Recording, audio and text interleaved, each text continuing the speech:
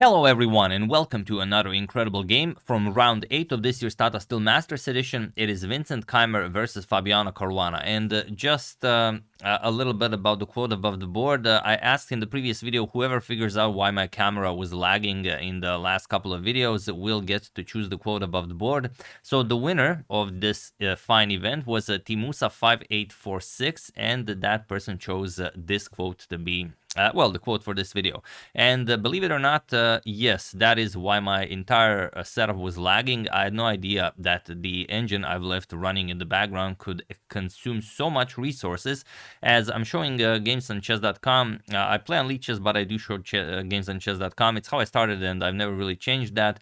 And I don't know what I was analyzing, but I've allowed the interface in options. You have a choice how much resources do you want to allow the chess.com to use, and I've allowed it to use as many resources as it needs. So all of my CPU, all of the cores, like everything that I could click, I allowed it. Probably I was analyzing some sort of an Evans Gambit position, as I really wanted to know the truth about stuff, and I just left it running. And you know, I do have a pretty powerful machine, but seems like it was able to eat it all right up. First I thought it was a chess.com thing because it did not do that on leeches, but no, I've actually, you know, done that to myself. So apologies for that and for the past few videos that you guys had to struggle with the quality. But now getting back to this one, Vincent versus Fabiano, a matchup that everyone would watch regardless of what the tournament is, what the time format is. Vincent, incredible young player, you know, striving to get up in the top 10. Fabi, you know, an eternal member of the top 10, 2800. Doing incredible in the tournament. Also, Fabi only lost one game to Vladimir Fedosev. Vincent also lost to Fedosev. Fedosev is just incredible this tournament, but Vincent also lost to Gukesh. So a victory with white against Fabi would go a long way. And today is a rest day, so do not expect any chess to be played today, but it is not a rest day for you, as I've prepared 4 incredible pause the video moments in this game. So, you know, no rest for you guys. Let's check it out. Vincent with white opens with pawn to d4. We have d5 by Fabi, pawn to c4, e6, declining the queen's gambit. We have knight to c3, knight to f6, and now c captures on d5. Okay, the exchange variation, we have bishop to g5, bishop to e7, and pawn to e3, pawn to c6, and bishop to d3. So this is the main line, top move of every on every move. Knight b to d7, and now queen to c2 is the by far the most popular. Here we have knight g to e2 by Vincent, knight to f8, Fabi going for knight to e6, a very creative way to dislodge the bishop from g5 without playing h6, as Fabi has plans of playing g6 since the queen is coming to c2, and you want to limit the power of the queen bishop battery, so, you know, playing h6 and g6 maybe is not the safest way to do it. Queen to c2, we have knight to e6, going after the bishop, bishop to h4, and pawn to g6. Now you can see that now the queen bishop battery is not nearly as powerful. Rook to d1, castles here again, the by far the top played move. Rook to d1, castles by both players, and we do have a game where rook to e8 was played, but here Fabi plays pawn to a5, and it is not as of move 12 that we have a completely new game. So how does Vincent go about this? Vincent's plan will be pawn to e4 if the knight moves. Probably the knight will move, as Fabi will offer a trade of dark square bishops, but yeah, probably f3, e4, but Vincent goes knight to c1. And this move I cannot explain, and you know, if we consider how the game continues, it's very hard to find a reason for this move. Maybe he thought, okay, the bishop moves, then the knight comes to d3, gains access to maybe c5 and e5, maybe f4 in some lines. I have no idea what Vincent had in mind with knight to c1. Fabi could go knight to g4 right away to offer a trade of dark square bishops, but first he goes knight to g7, and now Vincent goes pawn to f3. He prepares pawn to e4, bishop to e6, and now Vincent just brings the knight back. Now, I have no idea what this trip was about. Maybe Vincent mentioned it somewhere, but you know, if you guys have any ideas, also share that in the comments. Rook to c8, and now king to h1. Okay, fairly nice prophylactic move. If the queen ever comes to b6, you don't want that king on g1, or if the bishop c5, so it's always a useful move. We have knight to d7. Fabi offers a trade of dark square bishops, as, believe it or not, this is the stronger piece currently with this position. With Fabi's pawns and light squares, the light square bishop is not as powerful. So of course Vincent keeps it, bishop to f2 and pawn to b5. He already started the expansion with a5, so b5 complements it nicely. Knight to f4 and knight to b6. Now okay, the knight might be coming to c4. Vincent doesn't care, just pawn to e4. And with a center as nice as this one, you don't have a worry in the world. Fabi attacks the knight, bishop to g5, bishop to e3 defending, and now d captures on e4. We have f captures on e4, and now bishop to g4. And this bishop to g4 move looks like something anyone would play, but it's so deep, and it caused Vincent to create problems for himself for the rest of the game, as you'll see. Now, it was much simpler for Vincent to just move the rook, but Vincent self-pinned with knight c to e2, and now Fabi takes advantage of this pin by playing pawn to f5. And the problem is you cannot avoid the detention. You would really love your pawns to remain here. You control all of the central squares. This is the dream, but you can't even advance, because if you advance, then the knight here is a problem, because now you will capture. Means the knight cannot come to f4, and after, let's say, bishop captures, knight comes to e6, attacks the bishop, the other knight comes to d5, and Fabi's position is, well, if you could have this in every game, you would love to have this in every game. So after f5, Vincent captured on f5, we have knight captures on f5, and now queen to b3 with check. And now, what did Fabi have in mind? Why is he allowing this knight to e6 move?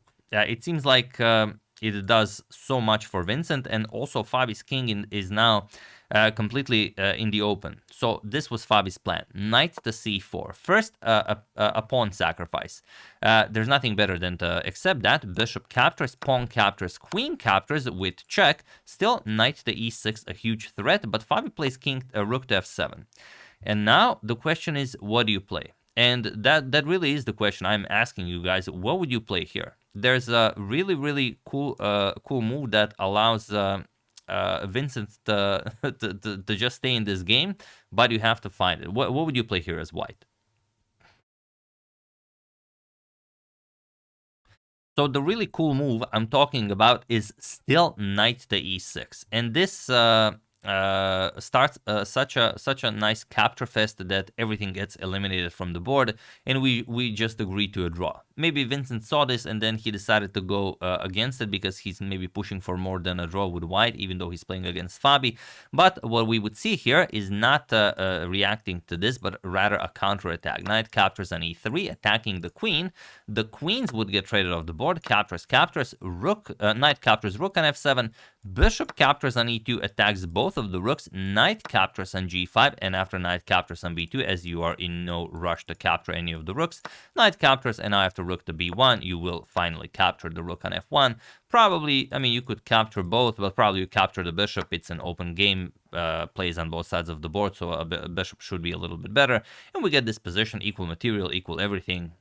We call it a day, probably. Of course, they would play, but yeah, that was the best possible option for Vincent. But Vincent played bishop to c1, and now Fabi has a winning position here. But Fabi missed it. Not you guys, because like I said, no rest day for you guys. Feel free to pause the video and figure out what Fabi missed with his 7 minutes on the clock.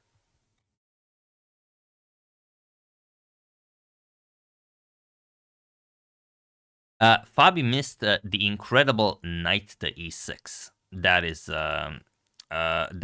Sorry, knight to d6. Knight to d6 is the move that Fabi missed, and it seems like, okay, why is this so impressive? Oh, okay, we should maybe keep the queen to defend the knight here. Let's say queen to d3 can be played, and now queen to f8. And now so much pressure on this knight on f4, and remember, you can never capture with this knight because the rook on d1 will hang. And you might think, okay, well, let's just reinforce the knight on f4. Doesn't matter. Rook to e8. Now there's more problems here. And whatever you play, Fabi just starts picking off stuff from the board. Let's say king g1, you're going to capture on f4, and that's it. There's no other way to do it. Knight captures, you will have to give up the exchange here. Rook captures, and then knight f5. You have the exchange, you have the better position, you have the, well, arguably the safer king, and this would be easily winning for Fabi. But Fabi played queen to e7, probably, you know, with glimpses of the exact same idea. But with so little time on the clock, I'm guessing Fabi is going for the queen trade with queen to b4. He does not see the instant win here. We have rook d to e1. Vincent probably saw it here. He says, okay, I have to unpin here. And Fabi says, well, let's go back. Maybe you would love to be pinned again. But Vincent says, no thank you. Knight g3 opens up a discovery on Fabi's queen. Queen to b4, offering a queen trade, and Vincent happily trades. We have captures, and knight captures on f5. Seems like he's blundering the exchange again, but his real plan is knight h6 check to win Fabi's rook, or rather the exchange on f7. So Fabi picks up the knight, bishop captures on f7, and now pawn to g3. And it seems that Vincent wiggled himself out of this position, and in the end, he's even up a pawn. So let's see what happens here. We have bishop to f6 by Fabi, and with a position as open as this one, okay, you might be up a pawn, but the bishop pair is the bishop pair. So here we have pawn to d5, and now bishop to d7. Fabi would like his light square bishop to assume this diagonal, and then of course the dark square bishop to assume this diagonal, and that's pretty much a game over. So Vincent has to deal with this. He plays knight to d3, c captures on d5, and now knight captures on b4. Again, Vincent up a pawn, and he does have two connected pass pawns on the queen side. But how powerful is Fabi's bishop pair? That is the question. Fabi plays bishop to b5, and now look at this. Vincent has 50 seconds on the clock to make his next move, and it is a most unpleasant decision. Like, this move it is not easy to find. I'm going to show you what Vincent played. Vincent played rook to f4. The rook is hanging, so you have to play something. Obviously, you're not going to go g1, bishop to d4 takes care of that. But he played rook to f4, a slightly better rook to f3, and best possible would have been rook to f2. Let's see what happens here. We have rook to f4, and now once again, pause the video and try to exploit this idea while I give you a couple of seconds. Again, it's not an easy one.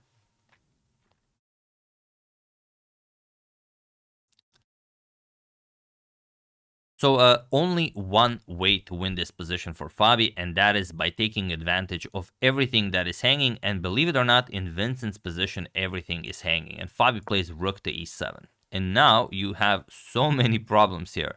You cannot trade rooks. If you move the rook, then rook captures bishop on c1, comes with check, and you just win material. What else is there to do? If you play rook e to f1, you just get the rook off of the e file, then bishop g5, and again, you have problems. You move the rook, then you lose the bishop on c1. So that's not working. Vincent found the only tricky way to keep his position alive, and that means Fabi has only one way to close the deal, basically. He played bishop to d2, and now, once again, feel free to pause the video and win the game for Fabi while I give you a couple of seconds.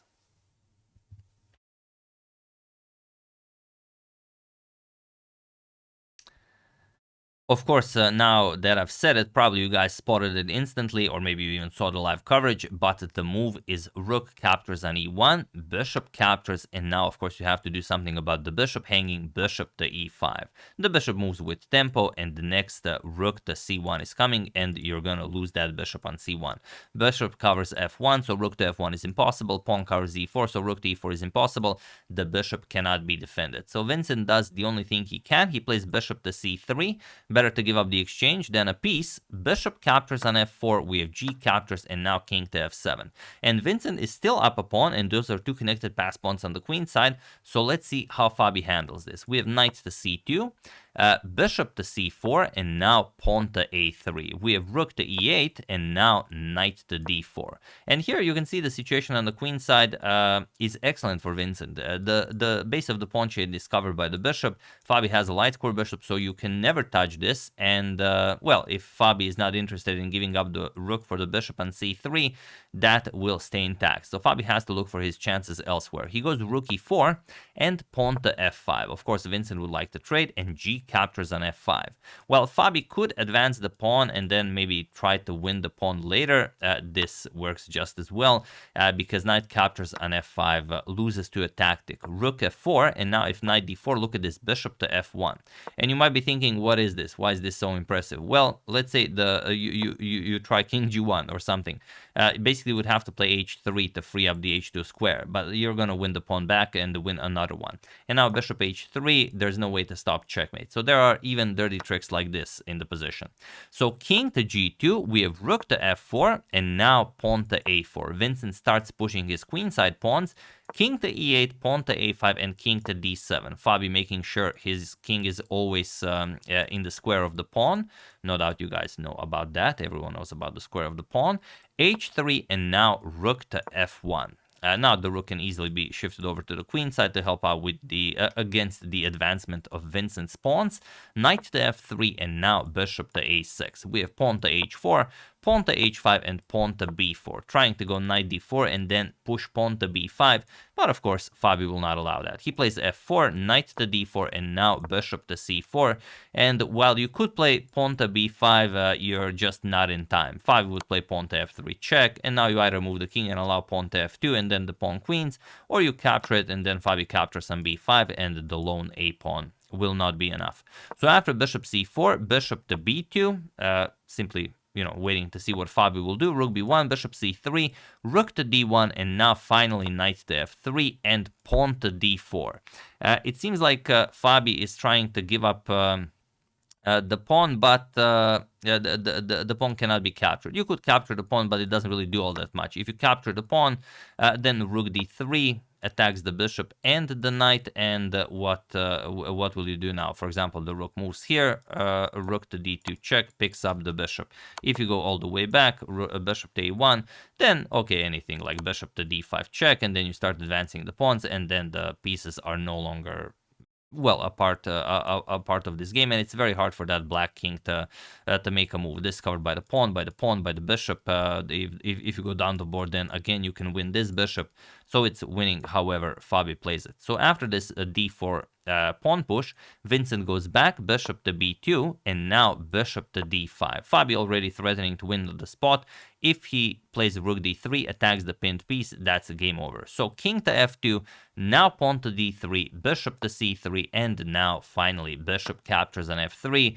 It is no longer needed to conceal any intentions. King captures on f3, and now pawn to d2, threatening king f1 check and the promotion of the pawn. Vincent plays king to e2. Now there are many ways you can win this, but there is one that is absolutely the coolest way possible. Feel free to pause the video for like the 5th time and win the game for Fabi in the coolest way possible while I give you a couple of seconds.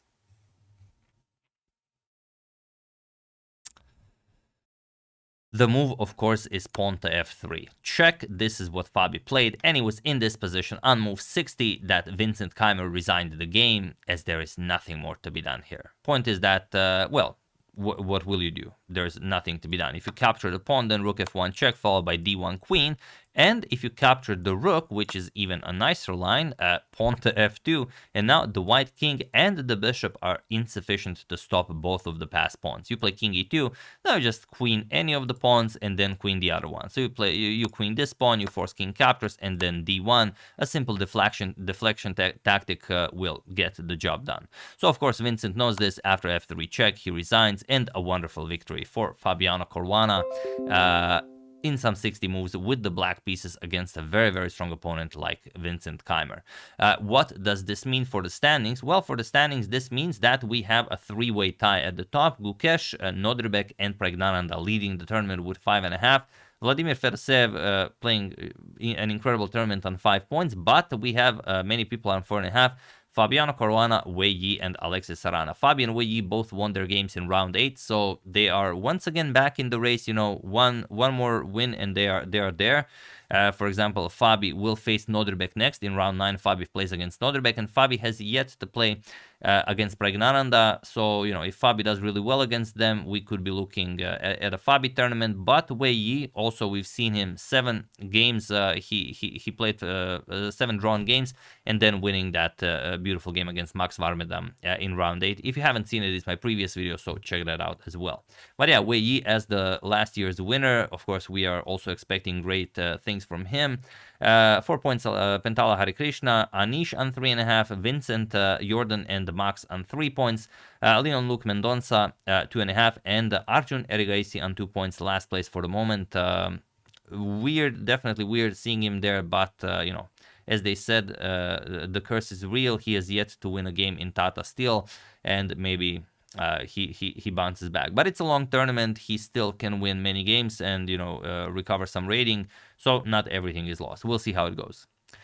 So yeah, that's the game. I hope you guys enjoyed it. Sorry for the extra pause the video moments, but today is a rest day, so I thought I'd keep you guys well engaged. I would like to thank John Tardif, Edmund Freeman, Josip, congrats, State Champ Joseph, and Pierre Murad for your contribution to my channel. Thank you a lot, I really appreciate it. As usual, you can check 2 of my previous videos here. Thank you all for watching, and I will see you soon, continuing to check up on your wonderful suggestions, but mostly covering the Tata Steel tournament until it finishes, as it is an amazing event. Thank you all. I will see you soon, and have an excellent rest of your day.